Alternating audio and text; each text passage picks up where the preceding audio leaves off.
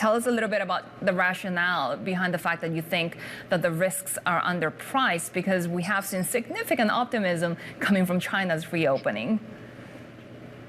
So I'm going to turn that on its head, Sherry. I'm going to say that's precisely why some of that optimism may be overdone. And clearly with the reopening cheer, having to defer somewhat to rising geopolitical risks, that spillover on trade, that might have an impact on EM Asia. So for reasons of real trade as well as in terms of the capital flows that may or may not get somewhat nervous about the state of affairs against the backdrop of high U.S. interest rates and perhaps compromised trade flows and trade U.S. dollars coming into the region. These conditions set up higher risks in the region. If you also look at the spreads between sovereign bonds versus the U.S. treasuries, they are also at exceptionally low levels, suggesting that risk premium here is very, very suppressed. That could partly be due to the fact that real returns in Asia were really accentuated and flattered by very high U.S. inflation. But as U.S. inflation decelerates and Asia's remains sticky, that real pickup is also eroding quickly.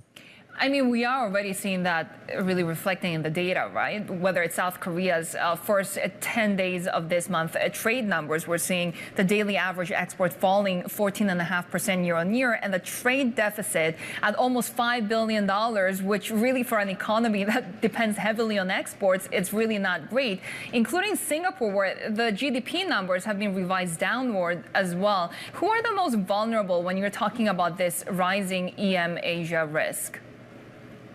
Well, I think, by and large, to our minds, as you pointed out, the very trade-reliant, trade-driven economies would perhaps be feeling the brunt of this in terms of the net exports, because usually it's a strong inflow and any dent to headlines could have a dampening effect. But that's really looking at it only from the trade aspect, whereas if you were to look at this as a larger risk encompassing geopolitics as well, and against the backdrop of high U.S. interest rates, the financial risks are really, being driven in areas with twin deficits and high inflation. So any, peso and rupee-driven asset classes may be somewhat more vulnerable under those situations. The relative buffer comes about where there could be a sticky recovery of tourism, such as the Thai baht may hold up better than the Korean won, the Indian rupee, or the peso. So those are the relative stacking up.